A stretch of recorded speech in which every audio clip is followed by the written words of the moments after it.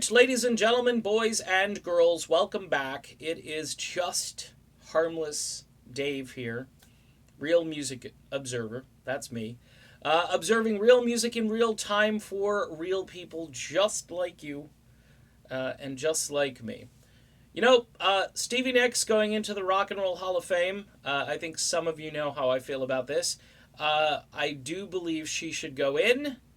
But I do think there's an order to which people need to go into the Hall of Fame.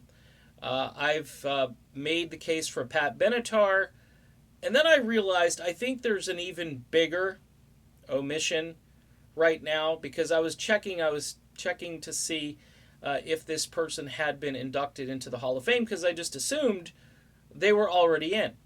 And I'm talking about Carly Simon.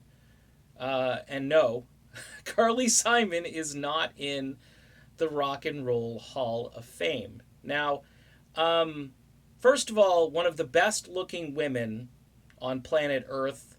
I think the video for the song Better Not Tell Her, I think I've watched that, and then there's drool that I have to, Carly was just stunning, and one of those women, too, that never flaunted. She just was, and that's what made her even more attractive to me personally. Maybe not you as much, but I always thought she was very exotic and very unique looking, but also kind of girl next story too. She just, anyway, enough of the drool here. 1971, Carly Simon got her start really, and right out of the gate had hit songs. She's the first artist to win a Grammy, an Academy Award, and a Golden Globe. Okay, first artist ever to do that for the song Let the River Run from the movie Working Girl. Okay, Carly Simon, 24 Hot 100 singles, 28 adult contemporary charting singles, 2 Grammys, and 14 Grammy nominations. Holy crap, Batman. Songwriters Hall of Fame in 1994, Boston Music Awards Lifetime Achievement Award, and an honorary doctorate from the Berklee College of Music. And yet she is not in the Rock and Roll Hall of Fame. Now, why isn't she? Number one, she doesn't check the right boxes. Okay? She wasn't in a band prior that could have been inducted. She's just a solo artist and a fine songwriter, and kind of hung around with her ex-husband James Taylor for a while. Got divorced from him. Remember, Dad loves his work more than Carly, hence the album title for James Taylor, in case you didn't know that. Really sad because they were a power couple in the 1970s, and if you remember the tune Mockingbird, that was a classic JT Carly moment.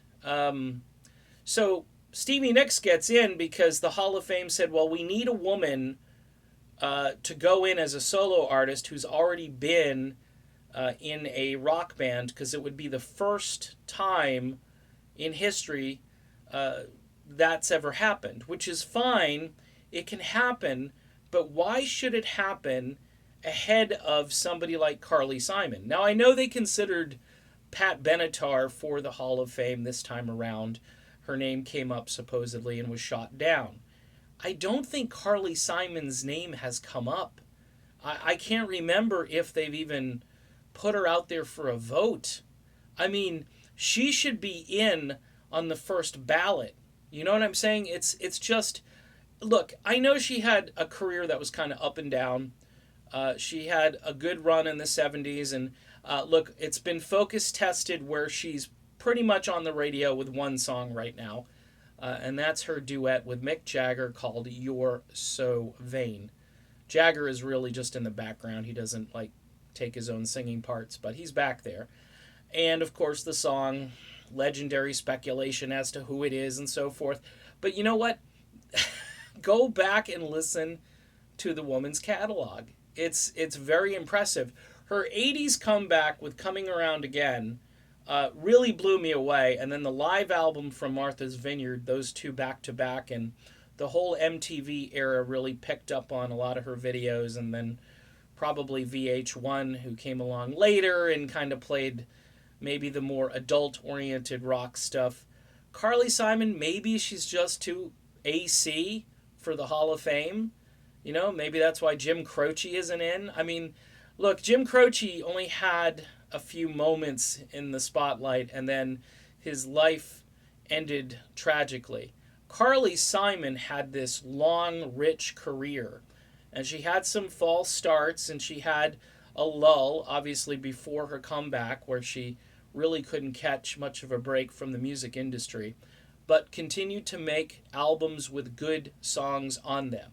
And I would put her catalog up against the Stevie Nicks catalog, especially when you look at chart success and the number of singles and album sales.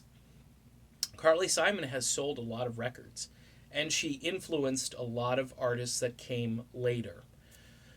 Anyway, just a glaring omission.